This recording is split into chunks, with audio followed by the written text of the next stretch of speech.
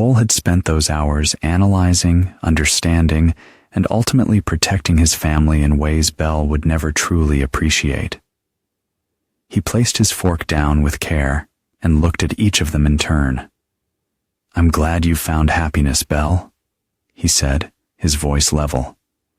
"That's all any of us want, isn't it?" Aubrey rolled her eyes but didn't press further. Dylan stared at his plate, silent and frowning. Trevor, emboldened by the lack of confrontation, chimed in. "Everyone deserves to be with someone who appreciates them." Belle gave Trevor a radiant, almost triumphant smile. Cole watched the exchange in silence, unruffled. He knew that true strength lay not in loud declarations, but in quiet certainty. For Cole, this was just the beginning, a new code to crack, a new chapter to face. The silence at the table was interrupted only by the soft clatter of utensils. Beyond the elegant walls of their St. Louis home, spring pressed up against the windows, bringing the promise of change. Trevor's jaw tightened. He wiped sweat from his brow and moved to a quieter corner of the gym. "That doesn't make sense. We followed every procedure." Richard's tone was blunt. "The paperwork doesn't match. Someone flagged it at the city office. They want a meeting by noon. This could get serious fast, Trevor. Be ready to answer questions. Grandview can't afford a scandal." Trevor tried to downplay his unease, but as he ended the call, an odd chill settled over him. This wasn't just another business hiccup. He grabbed his keys and left the gym, his mind racing with possibilities. Back in his own house across town, Cole sipped black coffee and monitored Trevor's frantic movements on his tracking app. Every notification that pinged on his phone felt like confirmation, a hint that his carefully laid plan was working. Cole had always believed that justice sometimes required patience and creativity. At the same moment, Belle stood in the kitchen of Trevor's luxurious St. Louis condo, humming absently while she made breakfast. She had no idea that storm clouds were gathering, or that the comfortable life she'd embraced would soon be tested. The day outside dawned bright and calm, completely at odds with the tension quietly mounting between the players in this unraveling drama. Belle's hands trembled slightly as she rifled through her folders, her confidence replaced by a growing sense of dread. "This can't be happening," she whispered, her voice barely steady. Jennifer hovered nearby, concern etched on her face. "Maybe there's a backup? It could help?" Belle swallowed, forcing a tight smile. "Yes. Call it. Tell them it's urgent." Her pulse hammered as she realized just how precarious her newfound stability was. Back in his quiet home, Cole watched the notifications with practiced detachment. Each small crisis unfolded like clockwork. He had calibrated every move with precision. Every anxious phone call and frantic search was proof that his plan was taking root. Trevor's morning was unraveling, his powerful connections suddenly less comforting. Belle's professional world teetered on the edge, her bright prospects now dimmed by the chaos blooming around her.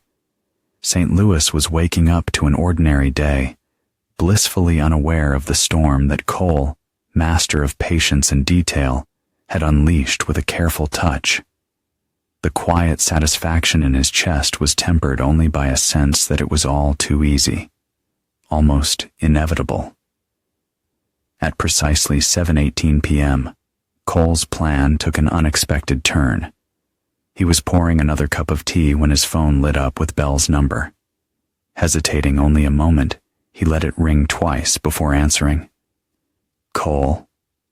Belle's voice trembled with barely controlled anger. "Did you mess with my work email? You're the only one capable of this and, well, it wouldn't be the first time you snooped." Cole kept his tone neutral. "I have no idea what you're talking about, Belle." She let out a shaky breath.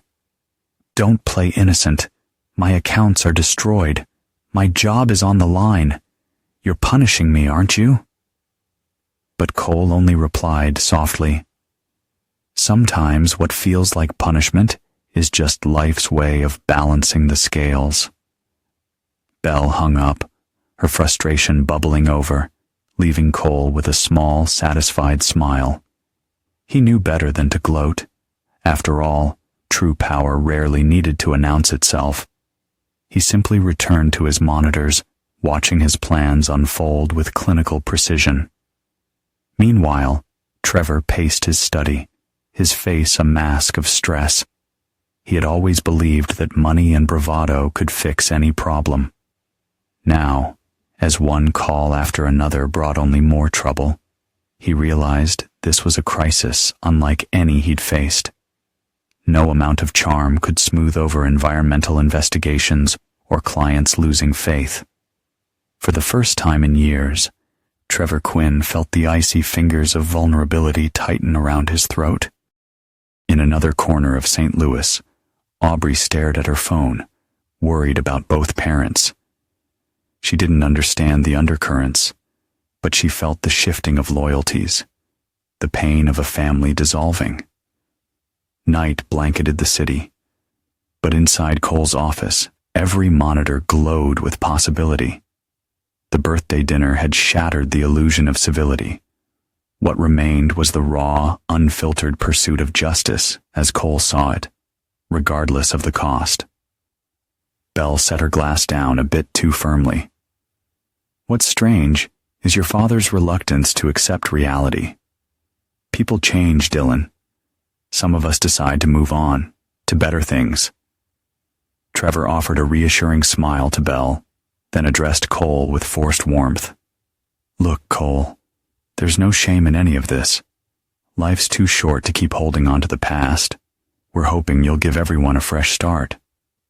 Cole glanced around the table, at Aubrey's anxious gaze, at Dylan's frustrated frown, at Marcus's wary expression. He quietly replied, "I've always believed in fresh starts. Sometimes, though, the past insists on joining the celebration." Marcus shifted in his chair, sharpening his focus on Cole.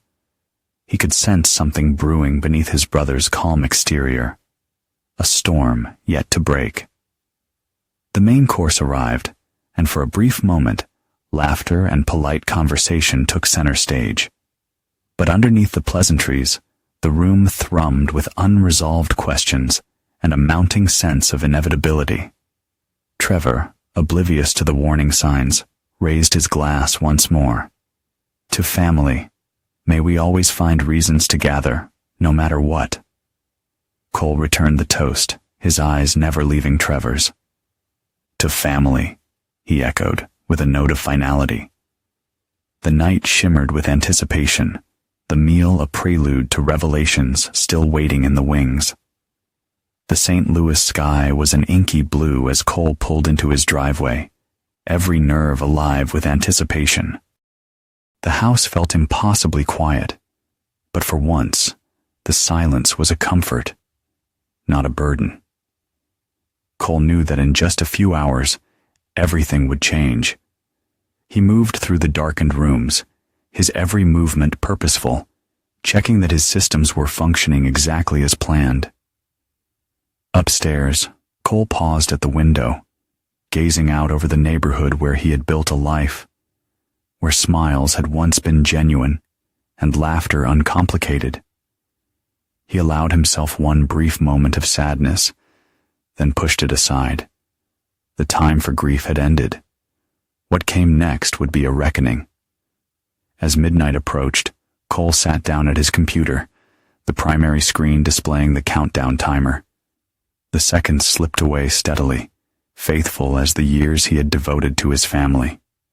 In the quiet hum of the monitors, the possibility of vindication, of restored dignity, gave him a peace he hadn't felt since before Belle's betrayal. Tomorrow, at dawn, St. Louis would wake to more than just another turning of the seasons. It would awaken to truths too long kept in the shadows, and to a justice only Cole Mitchell could serve. Every transaction seemed backed up by a trail of emails, approvals, and digital signatures, details that were all genuine but had been subtly and expertly manipulated by Cole. Dates and amounts fit perfectly within a pattern, one that painted Belle and Trevor as willing accomplices. The more Belle protested, the more desperate and guilty she sounded. "Your access is already disabled," Harold said coldly. "Our attorneys will be in touch. Please don't attempt to contact any clients or staff. This is very serious, Belle. I'd advise you to get your own lawyer." Belle stared at her phone in disbelief. Her world had collapsed in a matter of moments. She looked over at Trevor, who was clutching his phone with both hands, his eyes wild with confusion and fear. The confidence and charm that had attracted her to him was gone, replaced by panic, an emotion Belle now recognized in herself as well. Meanwhile, Aubrey and Dylan were waking to text alerts and news notifications lighting up their phones. Headlines about the FBI raid on Trevor Quinn's company, rumors of financial misconduct, and stories hinting at scandal within Belle's firm spread rapidly through social media. By midday, the lives they'd known were unrecognizable, everything upended by invisible strings pulled with perfect timing. Cole watched from his home office, sipping his coffee in quiet satisfaction. The war was over, and the victor, for once, would remain unseen. Forgiveness, Cole realized, might come in time, but trust would never be as it once was. He looked out the window at the early St. Louis sunlight, the city going about its business, unaware that in one corner, the quiet triumph and sorrow of justice played out in the life of a man who had once devoted himself to his family above all else. After hanging up, Cole leaned back in his chair as a new sense of calm settled over him. He felt no urge to call the news stations, offer explanations, or bask in the spectacle he had orchestrated. His victory was private, etched in the silence of his study, measured by the way the balance of power had finally shifted. Trevor and Belle, once so certain of their dominance and pleasure in public humiliation, now faced the full weight of their choices. And for Cole, there was satisfaction not in revenge, but in the certainty that he had reclaimed his dignity without needing to raise his voice or stoop to their level. As the day progressed, headlines continued to swirl. Friends and former colleagues reached out for comment, but Cole gave none. He simply closed his laptop and stepped out onto the porch, breathing in the crisp St. Louis air as if greeting the world anew. He knew that, in the aftermath, wounds might someday heal, bridges might, with care, be rebuilt, but nothing would ever quite return to how it was before. The emails, the phone calls, the financial transactions, all of it had been meticulously crafted by Cole, designed to look like evidence of a complex criminal conspiracy. Cole had even gone so far as to create fake social media profiles and online personas to support the illusion, ensuring that every piece of the puzzle fit perfectly into place. David continued, his voice grave. "The prosecutor is seeking the maximum sentence. They're talking about decades in prison, Trevor. And that's just the federal charges. The state is looking into racketeering and fraud. This is serious." Trevor's hands trembled as he ran them through his hair. "But I didn't do any of this. I'm a real estate developer, not a criminal." David's expression was sympathetic but firm. "I believe you, Trevor. But belief isn't enough. We need evidence, and right now, the evidence is stacked against you.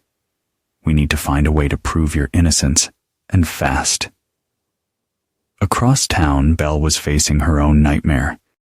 She had been fired, her reputation in tatters, and her personal life in ruins.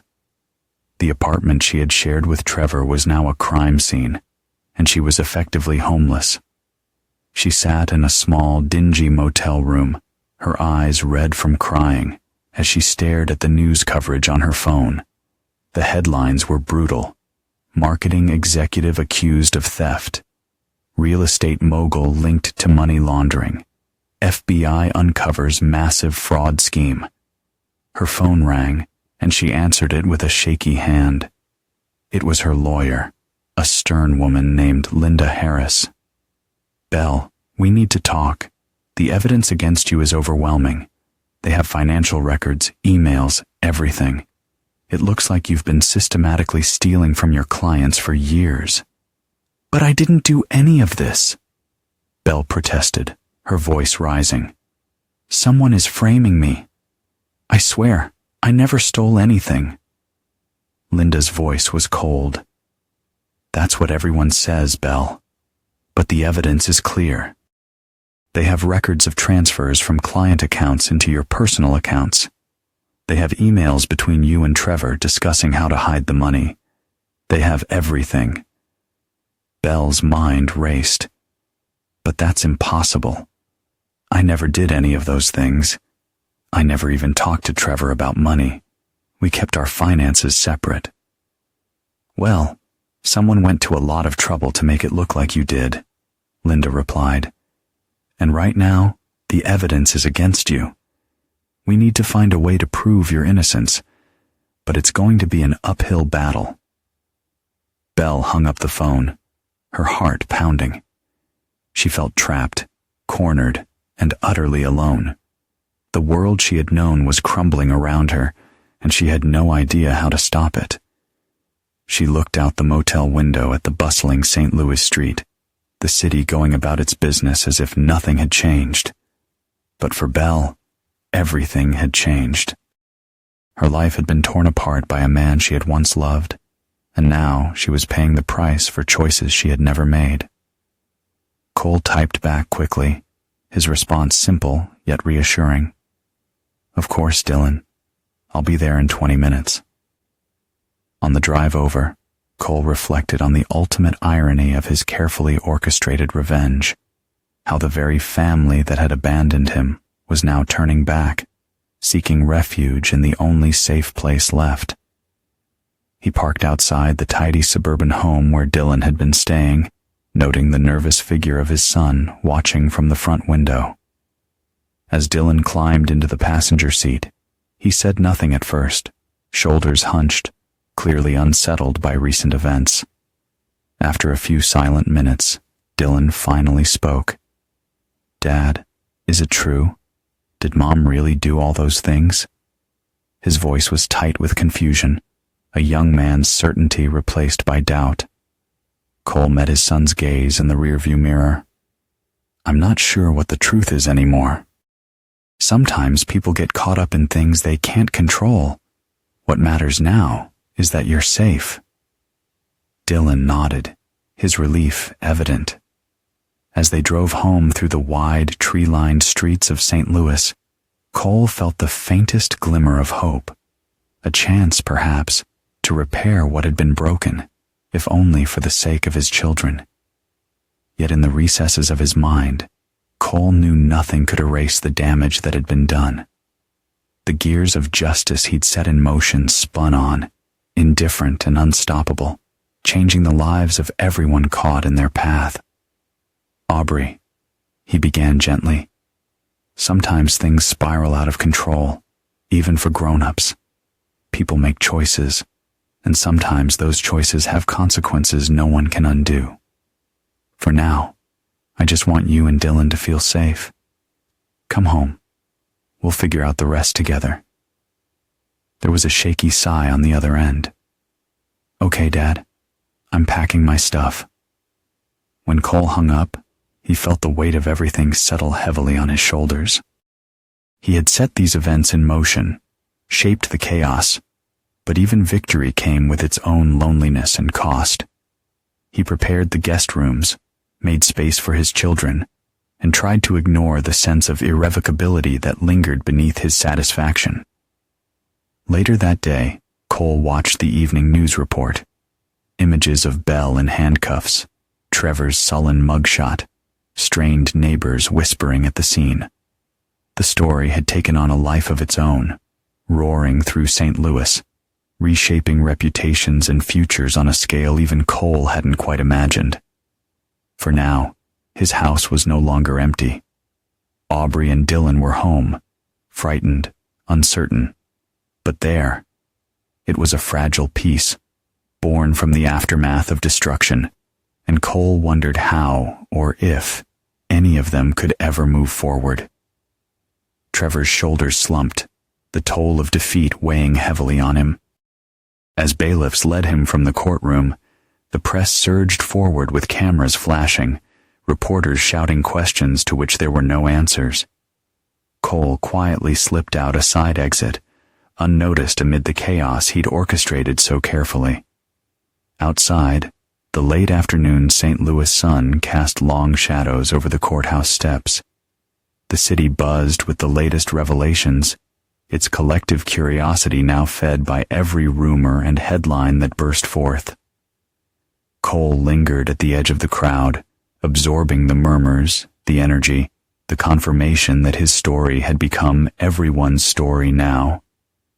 Meanwhile, Belle sat alone in a cold holding cell, hands clasped tightly in her lap. Her arraignment was set for the morning, and she had spent every moment replaying the last year, searching for some clue, some misstep, that could explain how her life had come crashing down so completely. For the children, the shift was abrupt and bewildering. Aubrey watched the televised reports from Cole's living room, her eyes swollen from tears she refused to let anyone see. Dylan avoided the news altogether, burying himself in homework and headphones, unable to process all that had changed. Cole stood apart in quiet reflection, understanding this was the point of no return. He had won, but at a cost that could not be measured in ruined careers or courtroom victories. The wounds etched into his family would not heal quickly, if at all. Still, in the heart of the city, Cole Mitchell felt for the first time in a long while that he was no longer invisible. The consequences of betrayal were written into the very fabric of St. Louis, and he alone knew just how deeply those patterns ran.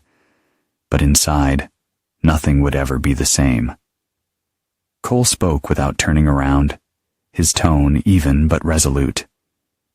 Sometimes people make decisions that change everything. Sometimes, after a certain point, no one can fix what's been broken, Aubrey. Silence filled the room, heavy and uncertain.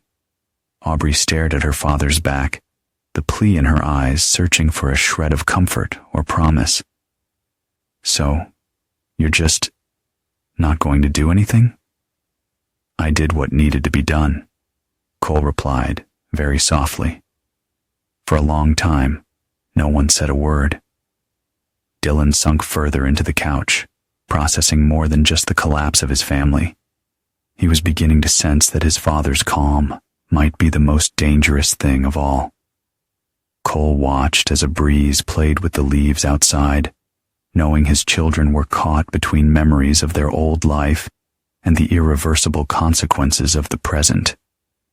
He wanted to reach out, to explain it all, but knew that truth, at this point, would only bring pain no matter how gently it was given. Finally, he turned back to them. I'm making dinner. You two should try to eat something, he offered, his voice a little warmer.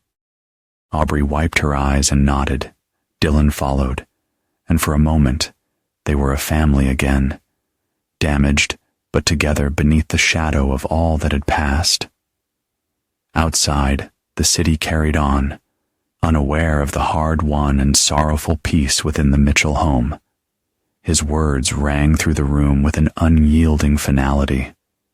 I made sure your mother and Trevor faced the consequences of what they did, not just for me, but for you, for our family.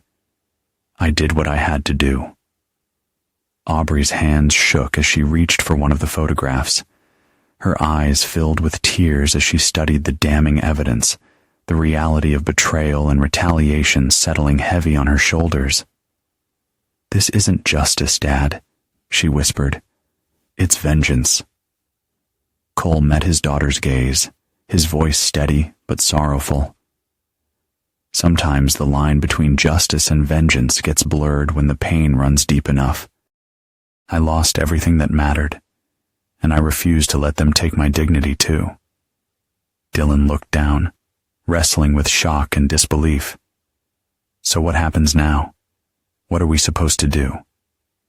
You live your lives, Cole replied, his voice gentler. You learn from our mistakes. You don't trust people who delight in your downfall. And above all, you remember this. I never stopped being your father, even when it seemed like I was fighting everyone alone.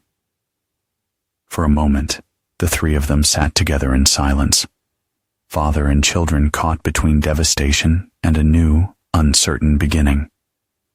Outside, the last light of day faded from the sky, and within the Mitchell home, the cost of all that had transpired lingered, impossible to ignore, but perhaps, one day, possible to forgive. Have you done any consulting for companies in St. Louis recently? She asked, giving him a searching look. Nothing directly related to the Quinn or Morrison businesses, Cole replied smoothly. Most of my work is with large corporations out of state. I keep a low profile locally. Agent Chun nodded, her expression unreadable. You're aware, I presume, that a frame-up of this magnitude would require access to advanced surveillance equipment and specialized knowledge of financial systems. Someone with government training, for example. Cole allowed himself a faint, knowing smile. I've heard stories about what's possible with the right skill set. She leaned in, her tone confidential. We're checking all possible angles, Mr. Mitchell. If you think of anything that could help us, or if you remember anything suspicious from the months before the arrests, I hope you'll reach out. Cole nodded. Of course. I want whoever's responsible brought to justice as much as anyone. Agent Chun stood, her eyes lingering on Cole for a moment longer than necessary. Thank you for your time, Mr. Mitchell. Cole walked her to the door, watching her drive off into the St. Louis morning.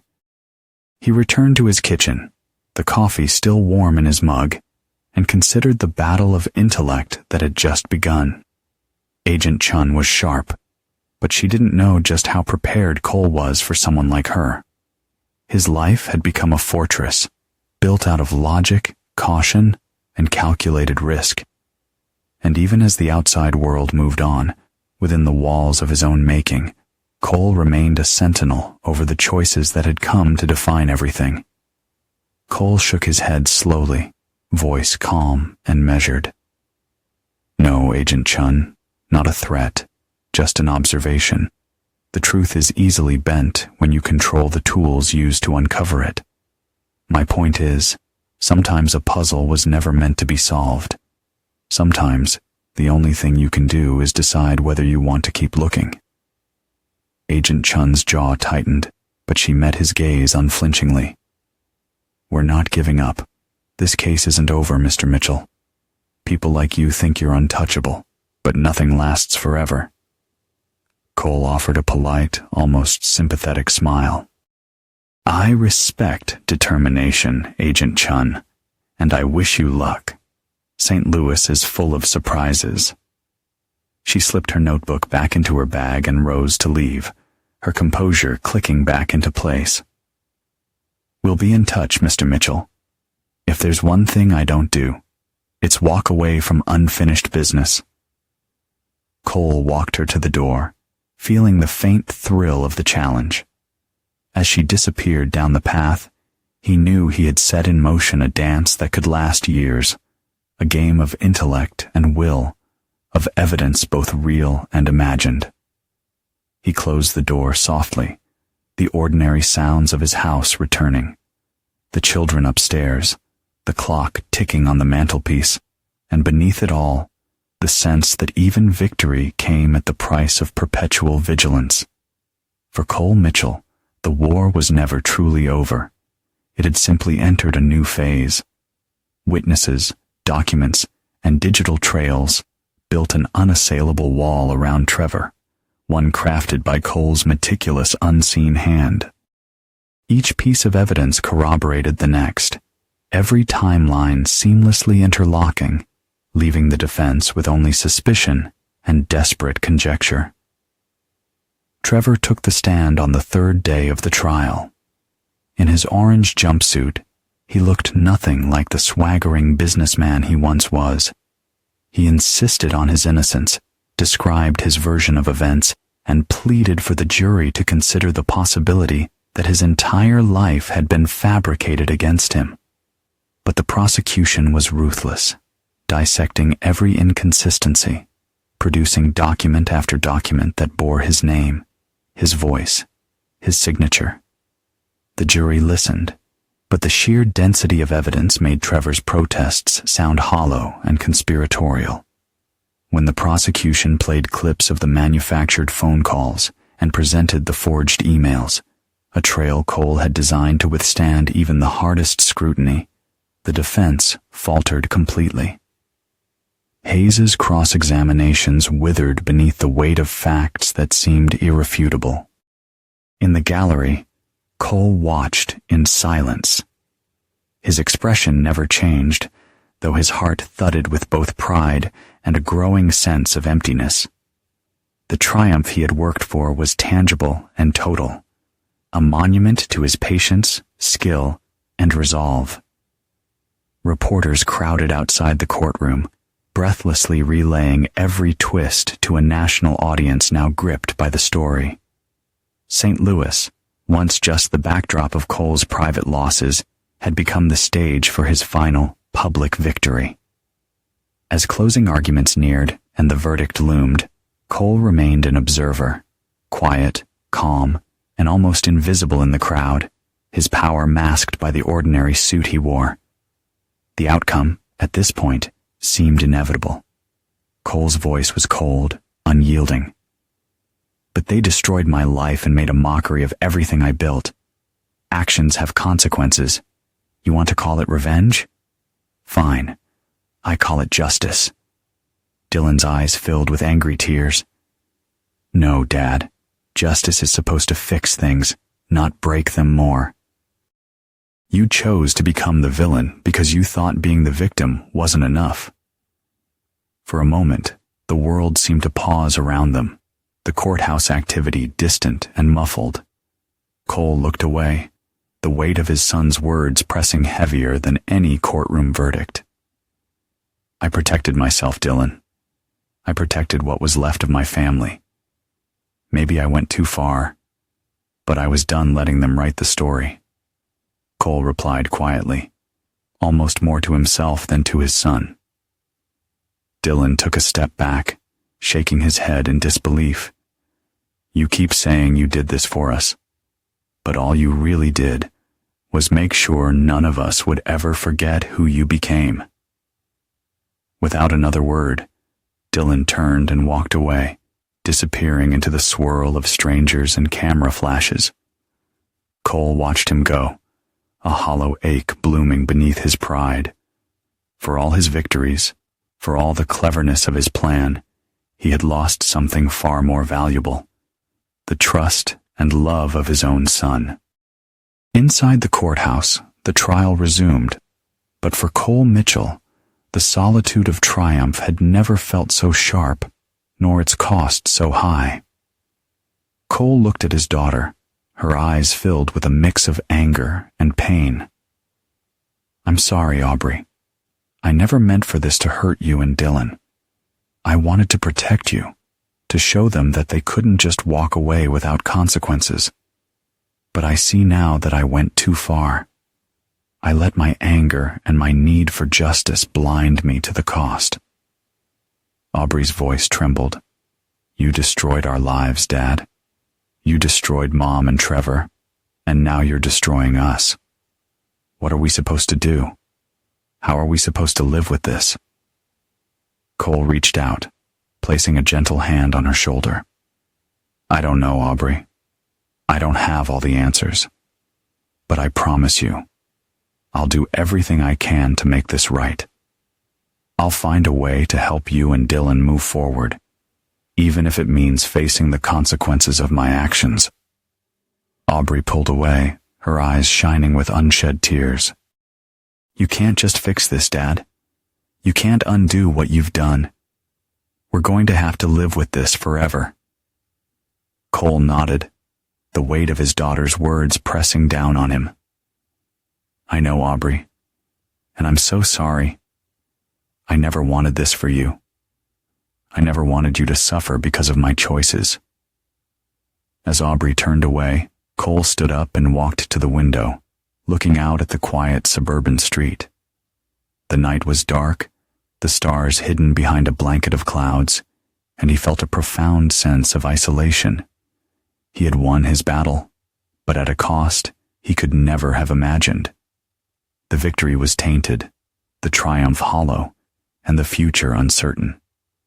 For the first time in months, Cole Mitchell felt the full weight of his actions, and the realization that sometimes the price of revenge was far higher than any victory could ever be worth. Cole stared at the message for a long time, letting the silence of the empty house settle around him. The liquor in his glass burned as he swallowed, tracing the path of regret down to his heart. Despite all the strategy, all the flawless digital maneuvers, victory tasted bitter, an aftertaste of loss he couldn't wash away. The monitors that once lit up with activity were now still, cold, and useless. Aubrey and Dylan had found refuge, hope, and perhaps even some peace far from the lingering shadows of St. Louis. They were building lives no longer shaped by the bitterness that had consumed their father.